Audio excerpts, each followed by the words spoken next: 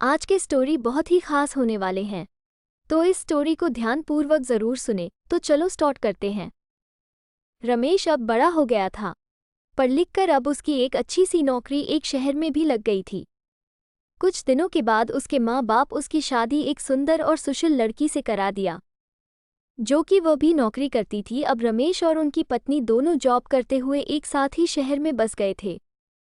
कुछ दिनों के पश्चात रमेश के पिताजी भी अब इस दुनिया को छोड़कर चले गए, जिसके बाद उसकी माँ एकदम सी अकेले सी हो गई थी। जिसके कुछ दिनों के बाद रमेश अपनी माँ को अपने साथ रहने के लिए शहर ले आया। जिसके बाद शहर में आकर रमेश की माँ खुद को एकदम अकेले पाती थी।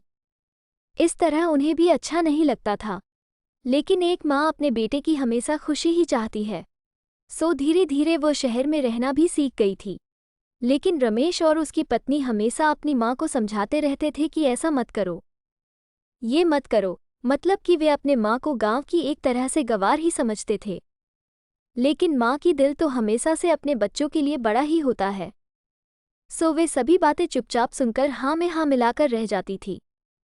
एक दिन की बात है, सुबह रमेश की पत्नी को ऑफिस जल्दी जाना था, सो वो सब कुछ जल्दी से तैयार करके रमेश का खाना पैक करके ऑफिस चली गई। फिर इसके बाद रमेश भी जल्दी जल्दी तैयार होकर ऑफिस निकल गया था। फिर कुछ समय बाद रमेश की माँ ने देखा कि उसका बेटा तो खाने का लंच बॉक्स तो घर पर ही भूल गया है। तो माँ ने बिना देर करते हुए फटाफट ऑफिस पहुंच गई और पास में एक कुर्सी पर बैठ गई, क्योंकि कंपनी में बाहर के व्यक्तियों को अंदर जाने के लिए मना था। सो फिर बेटे को दिक्कत ना हो इसलिए फ़ोन न करके मैसेज किया। लेकिन रमेश अपने काम में बिजी था, सो माँ के मैसेज पर ज़्यादा ध्यान ना दिया। लेकिन उसकी माँ बाहर कब से उसका इंतजार कर रही थी। इस तरह कई घंटे बीत गया और इस बीच कई मैसेज भी किया, लेकिन रमेश का कोई उत्तर नहीं आ रहा था।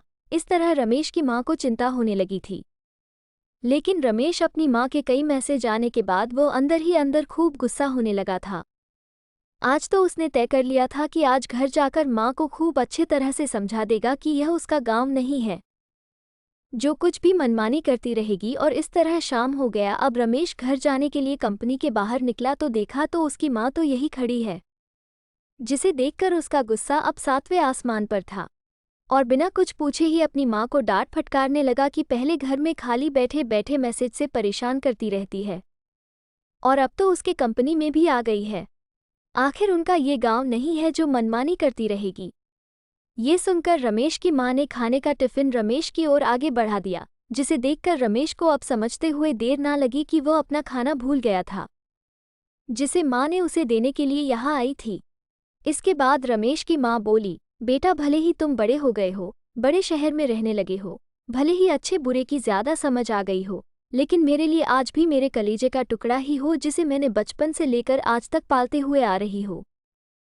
रमेश को अब आंखें खुल चुकी थी कि आखिर उसकी माँ उसकी परवाह करते हुए खाना लेकर आई थी, जिसे वो बिना सोचे समझे अपनी माँ को ही डांटे जा रहा था। अब वह अपने किए हुए पर बहुत पछतावा हो रहा था, जिसे देखकर माँ ने उसे एक बार फिर से अपने गले लगा लिया और इस तरह रमेश अब आगे से खुद को माँ के लिए बदल लिया था। अब उनकी पहले से ज़्यादा अच्छे से देखभाल करने लगा था, जिसके बाद माँ को अब शहर भी अच्छा लगने लगा था, क्योंकि अब उसका बेटा फिर से उसे मिल गया था।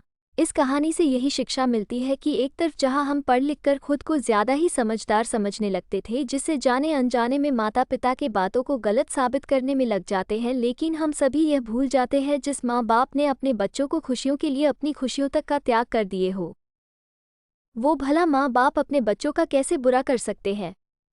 हर माँ बाप की यही इच्छा होती है कि उनके संतान उनकी बुढ़ापे की लाठी बने, लेकिन विकास की अंधी दौड़ में हम सभी अपनी मूलों को भूलते जा रहे हैं, जो कि बहुत ही सोचनीय है। अगर हमारे माँ बाप हमें पाल सकते हैं तो हम उन्हें बुढ़ापे में उन्हें क्यों नहीं पाल सकते हैं। यही तो हर माँ बाप की इच्छा होती है। तो आप सभी अपने माँ बाप के उम्मीदों पर जरूर खरे उतरे।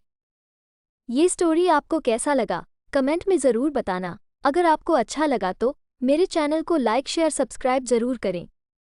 मिलते हैं नेक्स्ट वीडियो में, तब तक के लिए बाय।